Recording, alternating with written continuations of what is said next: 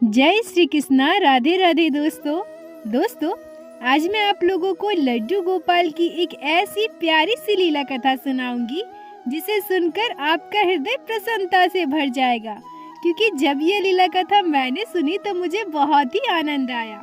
आशा करती हूँ प्रत्येक दिन की भांति आज की यह लीला कथा भी आप लोगों को बहुत अच्छी लगेगी और आपके हृदय को स्पर्श करेगी। एक ब्राह्मण थे जो तीर्थ यात्रा करना चाहते थे।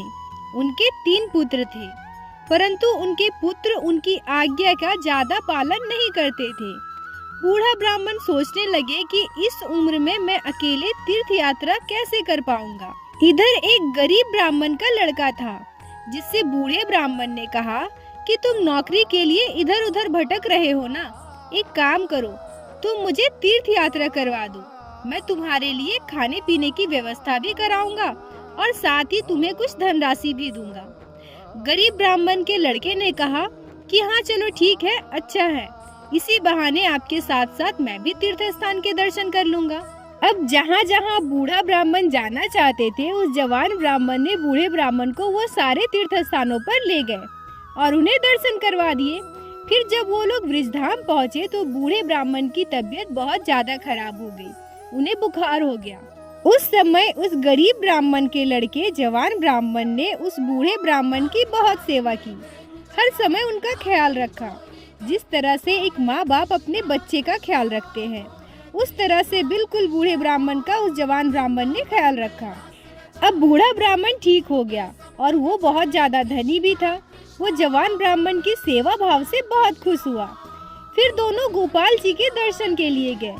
तब बूढ़ा ब्राह्मण कहते हैं कि बेटा, तुमने तो मेरी बहुत सेवा की, मैं तुम्हारी सेवा से बहुत प्रसन्न हूँ। मैं तुम्हें क्या दूँ?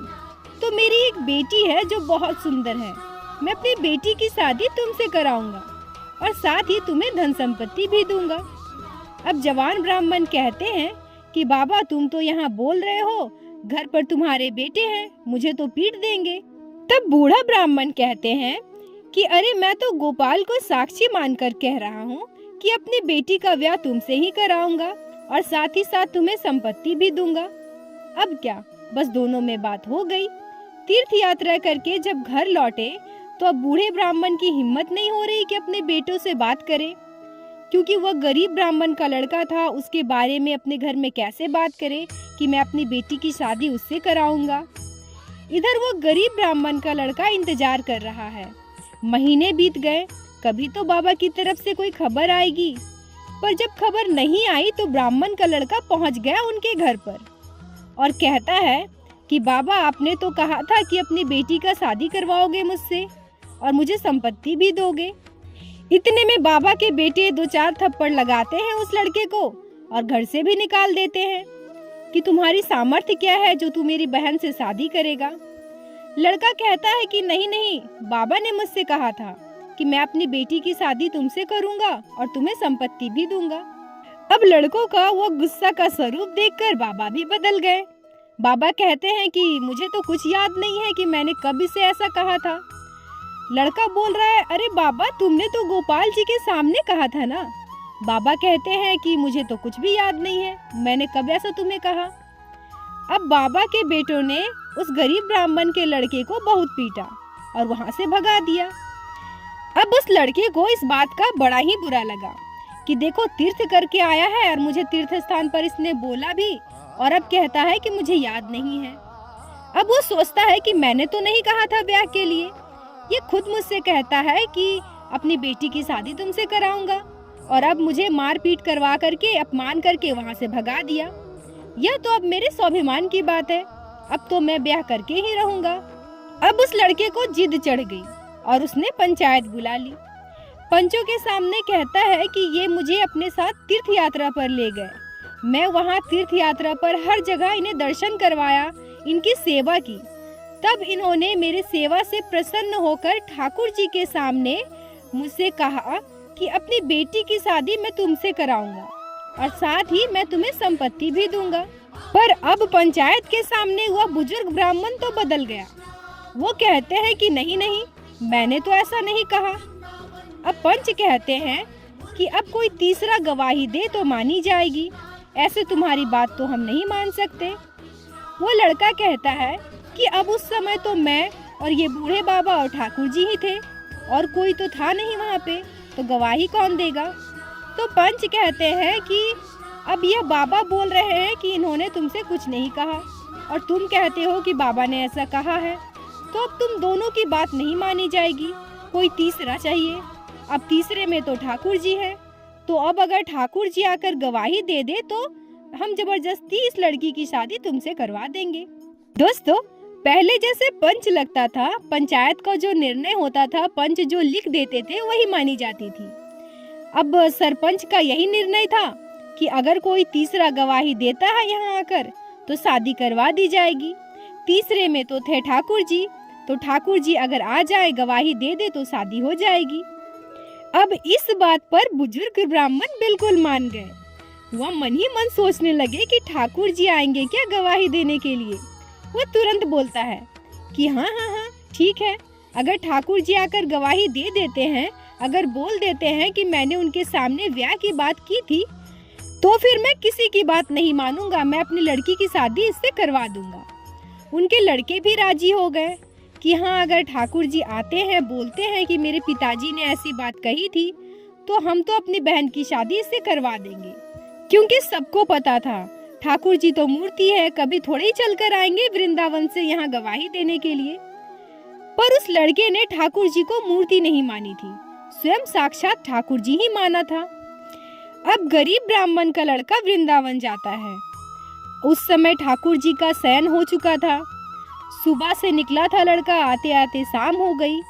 उसको परेशानी होने लगी कि सुबह तक यहाँ रुकेंगे तब ठाकुर जी से बात हो पाएगी, और इतनी देर तक उसे बर्दाश्त भी नहीं हो पा रहा था, इंतजार भी नहीं हो पा रहा था। दरवाजा तो बंद था ठाकुर जी का।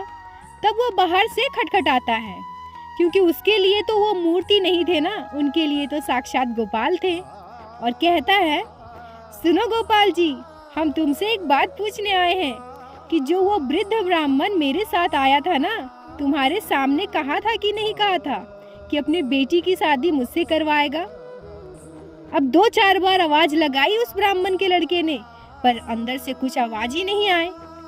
तब वो लड़का जोर जोर से दरवाजा खटखटाने लगता है और बोलता है कि देखो, मैं बहुत दूर से आया हूँ, सुबह से भूखा प्यासा हूँ, अगर तुमने जवाब नहीं दिया तो मैं तुम्हें चैन से सोने नहीं दूंगा। इसका जवाब तो तुम्हें देना ही पड़ेगा। छोटी मोटी समस्या होती तो मैं तुम्हें जाने देता, पर मेरी ब्याह की बात है, तुम्हें तो जवाब देना ही पड़ेगा।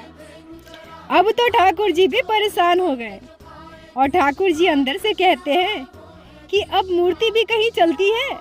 अब इतना सुना था कि वो लड़का कहता है कि जब मूर्ति बोलती है तो चलती भी है, और चलेगी क्यों नहीं। अब तो ठाकुर जी फंस गए। ठाकुर जी बोलते हैं कि मूर्ति थोड़ी चलती है, मूर्ति क्या तुम्हारे साथ उड़ीसा जाएगी वृंदावन से गवाही देने के लिए। तब वो लड़का बोला कि देखो ठाकुर जी, जब मूर्ति बोलती है तो चलती भी है, और तुम्हें तो जानी पड़ेगी, मेरे ब्याह का सवाल है। अगर कोई और बात होती, कुछ और होता तो मैं तुम्हें जाने देता, पर अब तो जानी ही पड़ेगी तुम्हें। अब ठाकुर जी बाहर निकल गए। सारे सेवक लोग ठाकुर जी को सुलाकर चले गए थे। अब दोस्तों देखिए कि भाव में कितना दम है, ठाकुर जी के लिए उनका भाव कितना सच्चा है। लड़के ने देखा कि सुंदर से गोपाल जी साक्षात गोल मटोल ठुमक ठुमक कर गोपाल जी आ रहे हैं। अब हमारे बाल गोपाल कहते हैं कि देखो, जाने को तो मैं तुम्हारे साथ चला जाऊंगा, पर मेरे भोग की व्यवस्था तो तुम्हें ही करनी पड़ेगी। अब मैं तो वृंदावन का ठाकुर जी, मुझे तो चटकारे मार के खाने की आदत है, मैं कोई चना बतासा से गुजारा नहीं करने वाला। रबड़ी, गुलाब जामुन, लड्डू, जलेबी, ये सारी चीजें मुझे चाहिए। अब लड़का कहता है कि देखो, मेरे पास कुछ रुपए तो हैं, अब मेरी शादी का सवाल है तो मुझे तो तुम्हारे लिए सब कुछ व्यवस्था करनी ही पड़ेगी, तो चलो मैं तुम्हारे लिए सारी व्यवस्था कर लूंगा। लड़का ठाकुर जी से कहता है कि तुम चलोगे कैसे। तो ठाकुर जी कहते हैं कि मैं तो चलूंगा पैदल ही, तुम आगे आगे चलना, मैं तुम्हारे पीछे पीछे चलूंगा। तुम अपने साथ कुछ भोग रख लेना, बस थोड़े थोड़े समय में, थोड़ी थोड़ी देर में मुझे भोग लगाते रहना। अब लड़का बोलता है कि मैं आगे आगे चलूंगा, तुम पीछे पीछे चलोगे, तो तुम आ रहे हो कि नहीं आ रहे हो यह मुझे कैसे पता चलेगा। तब ठाकुर जी कहते हैं कि मेरे नुपुरों की ध्वनि से तुम्हें पता चलेगा, मेरे नुपुरों की ध्वनि तुम्हें सुनाई देगी, और अगर तुमने पीछे मुड़कर देखा तो मैं वहीं खड़ा हो जाऊंगा, फिर मैं आगे नहीं जाऊंगा तुम्हारे साथ। तो ये बात तय हो गई ठाकुर जी में और उस लड़के में कि लड़का आगे आगे चलेगा और हमारे ठाकुर जी बाल गोपाल उनके पीछे पीछे चलेंगे। भक्तों का भाव देखिए दोस्तों, हमारे लड्डू गोपाल भी उनके पीछे चले गए। रास्ते में ठाकुर जी को भोग लगाते रहे, ठाकुर जी खाते रहे और पहुंच गए। जब गांव के पास पहुंचा तो लड़का सोचता है कि ऐसा तो नहीं है कि नुपुर की आवाज ही आ रही है, ठाकुर जी आ ही नहीं रहे हमारे साथ। तो लड़का मुड़ के ठाकुर जी से कहता है कि अच्छा तुम आ रहे हो, ठीक है चलो चलो। ठाकुर जी कहते हैं कि अब नहीं, हमारी बात तो तुमसे पहली हो गई थी कि अगर तुमने पलट कर देखा तो मैं वहीं रुक जाऊंगा। वो लड़का कहता है कि कोई बात नहीं, तुम यहीं रुको, मैं भी आता हूँ। लड़का दौड़कर गांव में चला जाता है। अब इतनी खुशी की बात है, ठाकुर जी स्वयं आए हैं वृंदावन से गवाही देने। गांव में जाकर खूब हल्ला मचाता है, ठाकुर जी आए हैं वृंदावन के, ठाकुर जी स्वयं आए हैं साक्षी देने के लिए। अब तो भीड़ इकट्ठा हो गई, अरे साक्षात ठाकुर जी जो आ गए हैं। पंच भी इकट्ठा हो गए। अब ठाकुर जी के सामने बुढ़े बाबा की हिम्मत ही नहीं हो रही है कुछ कहने की। ठाकुर जी अपने भक्त के वचन की रक्षा के लिए स्वयं बोले कि हाँ, मेरे सामने बात हुई थी ब्याह की। दोस्तों, यह कहानी कोई सतयुग की नहीं है, यह कलयुग की ही है। जैसी हमारी श्रद्धा, हमारी भक्ति और हमारा विश्वास होगा, अगर हमारे ठाकुर जी को हम मान लेते हैं कि यह मूर्ति है तो वो मूर्ति ही रहेगी। लेकिन अगर हमने मान लिया कि भले ही हम समझ नहीं पा रहे हैं लेकिन यह हमारे ठाकुर जी हैं, तो एक ना एक दिन ठाकुर जी हमें इस बात का एहसास दिलाएंगे ही कि ये हमारी ठाकुर जी है और ये मूर्ति नहीं है।